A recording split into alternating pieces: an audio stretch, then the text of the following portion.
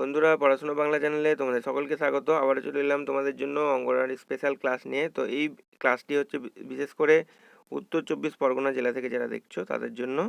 উত্তর চব্বিশ পরগনা জেলার ক্ষেত্রে থেকে যারা দেখছো তাদের জন্য উত্তর চব্বিশ পরগনা জেলা সম্পর্কিত প্রশ্ন আমরা এই ভিডিওতে দেখে নেবো, ঠিক আছে? যেটা তোমাদের অঙ্গনওয়াড়ি পরীক্ষার জন্য খুব গুরুত্বপূর্ণ। কারণ দেখো, প্রত্যেকটা পরীক্ষাতেই তোমাদের এই যে অঙ্গনওয়াড়ি কর্মী বা সহায়িকা দুটো পরীক্ষার ক্ষেত্রেই যেই জেলা থেকে পরীক্ষাটা হবে সেই জেলা সম্পর্কে কিন্তু তোমাকে তথ্য জেনে যেতে হবে, ঠিক আছে? সেই জেলার পঞ্চায়েত কতগুলো, পঞ্চায়েত, তারপরে তোমার থানা কতগুলো, বিভিন্ন তথ্য সেই সম্পর্কে আমরা এই উত্তর চব্বিশ পরগনা জেলায়, এর আগে আমরা কিন্তু আলিপুরদুয়ার জেলা এবং যে জেলাগুলো এর আগে হুগলি জেলা থেকেও যখন পরীক্ষা হয়েছিল তার আগে হুগলি জেলা সম্পর্কেও আমরা তোমাদের আলোচনা করে দিয়েছিলাম। আমরা উত্তর চব্বিশ পরগনা জেলা সম্পর্কে এই ভিডিওতে আলোচনা করে নেবো এক এক করে। চলো দেখে নিই কী কী কোশ্চেন রয়েছে। প্রথমে আসছি আলিপুরদুয়ার বলছি, সরি, উত্তর চব্বিশ পরগনার ভূপ্রকৃতি সম্পর্কে। দেখো, উত্তর ও দক্ষিণ চব্বিশ পরগনা জেলার প্রায় পুরোটাই পলি গঠিত সমভূমি। হলো, নদিয়া সীমান্তে জেলার বদ্বীপ অঞ্চল রয়েছে।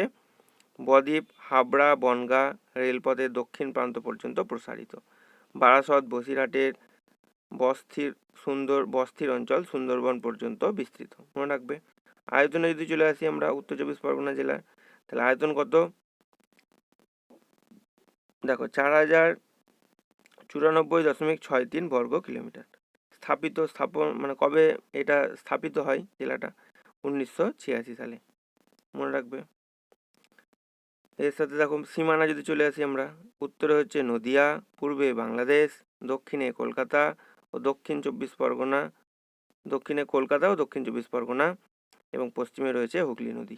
জনসংখ্যাতে যদি চলে আসি আমরা উত্তর চব্বিশ পরগনা জেলার, তার জনসংখ্যা হচ্ছে তোমাদের দেখো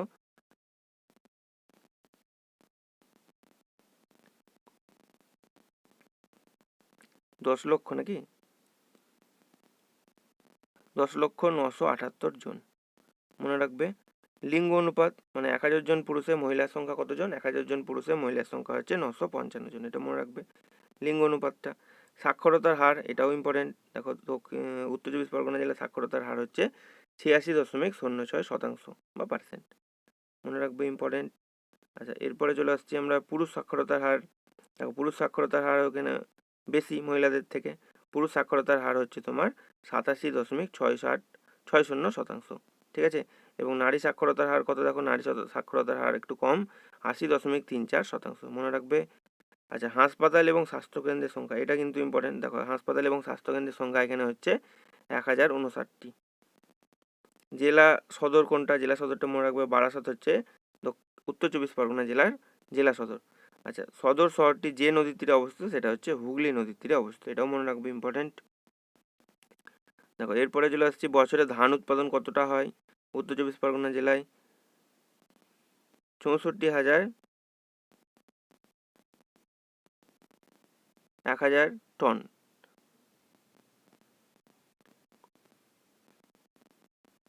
না, সরি, 6,41,000 টন। 6,41,000 টন এখানে কিন্তু বছরে ধান উৎপাদন হয়। পরিবার কল্যাণ কেন্দ্র, দেখো এটা দেখে নাও, পরিবার কল্যাণ কেন্দ্র হচ্ছে 667টি। আচ্ছা, গ্রামাঞ্চল ও শহরাঞ্চল, গ্রামাঞ্চল ও শহরাঞ্চল, গ্রামাঞ্চল, গ্রামাঞ্চল ও শহরাঞ্চলের মধ্যে দেখো, গ্রামাঞ্চল কতটা? গ্রামাঞ্চল হচ্ছে তোমার 48.77% এবং শহরাঞ্চল হচ্ছে 51.23%, ঠিক আছে? এইটা হচ্ছে গ্রামাঞ্চল ও শহরাঞ্চল। তো গ্রামাঞ্চল ও শহরাঞ্চলের মধ্যে গ্রামাঞ্চল হচ্ছে তোমার 48.77% এবং শহরাঞ্চল হচ্ছে 51.23%। আচ্ছা, এরপরে দেখো, প্রতি বর্গ কিলোমিটারে লোক সংখ্যা কতজন? 2,463 জন করে এখানে প্রতি বর্গ কিলোমিটারে বাস করে। এরপরে আসছি, দেখো, বৈদ্যুতিক সুবিধাপ্রাপ্ত শহর ও গ্রাম কোনটা?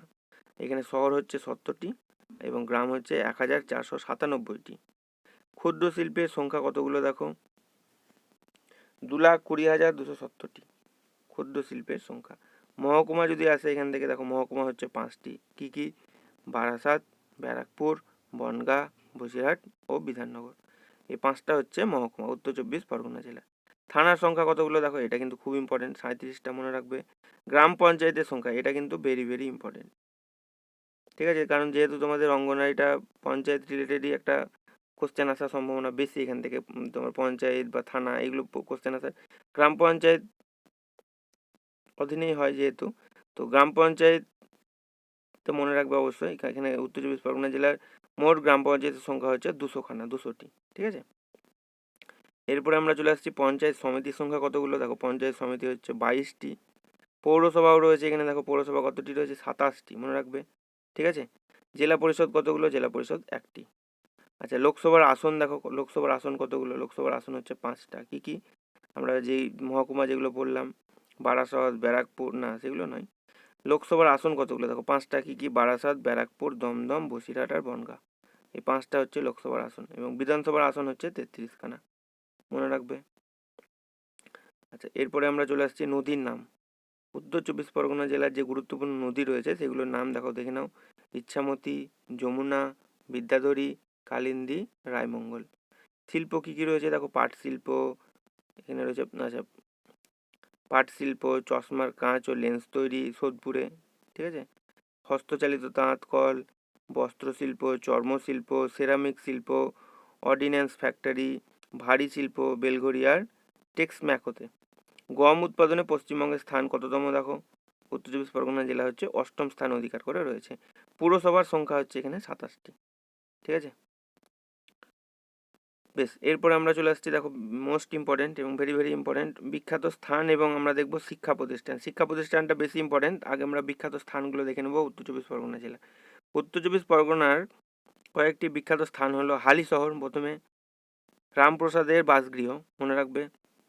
গোপালনগরে হচ্ছে বিভূতিভূষণ বন্দ্যোপাধ্যায় ও কাঁচরাপাড়া ঈশ্বর গুপ্তের বাসগৃহ। ঠিক আছে, বেড়াচাপায় কি, বেড়াচাপায় চন্দ্রকেতু ও সুন্দরবন, মনে রাখবে। বেশ, এরপরে আসছি আমরা দক্ষিণ চব্বিশ পরগনার কয়েকটি দর্শনীয় স্থান। যদি উত্তর চব্বিশ পরগনা দক্ষিণ চব্বিশ পরগনা কাছাকাছি, তো দক্ষিণ চব্বিশ পরগনা জেলার কয়েকটি দর্শনীয় স্থান হচ্ছে বজবজের তৈলাধার, কবি শক্তি চট্টোপাধ্যায়ের জন্মস্থান বহরু বলছি। আচ্ছা, শিক্ষা প্রতিষ্ঠান দেখো, এইটা কিন্তু ভালো করে তোমাকে একবারে মুখস্থ করে যাবে। ঠিক আছে, এখান থেকে কোশ্চেন আসার চান্স খুব খুব বেশি। প্রাথমিক বিদ্যালয় কতগুলো রয়েছে, 3559টি।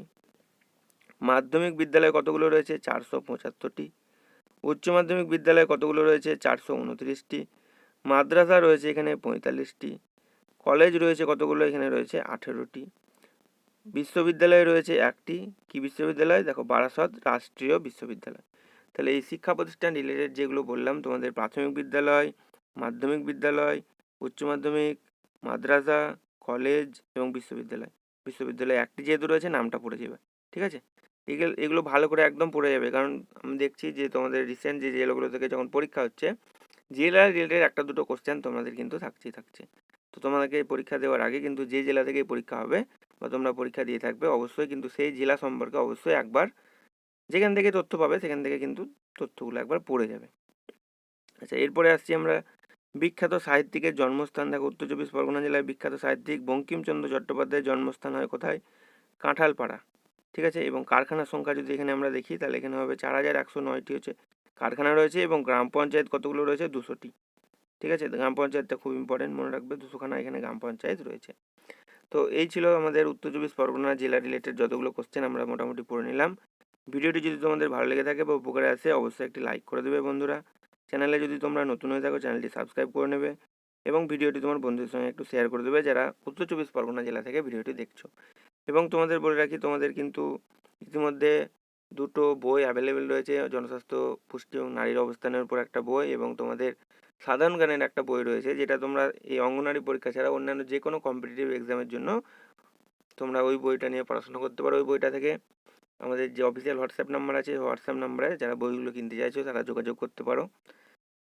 এবং সবাই ভালো করে পড়াশোনা করতে থাকো, এবং প্রচুর চ্যানেলে দেখবে প্লেলিস্টে সব বিভিন্ন টপিক থেকে তোমাদের বাংলা রচনার ক্লাস, তোমাদের ইংরেজির ক্লাস, অঙ্কের ক্লাস, তারপর তোমাদের রিসেন্ট যে জেলাগুলো থেকে পরীক্ষা হয়েছে সব সমস্ত ক্লাস করানো রয়েছে। তোমরা চ্যানেলের প্লেলিস্টে সেগুলো পেয়ে যাবে, সেখান থেকে তোমরা সেগুলো পড়তে পারো।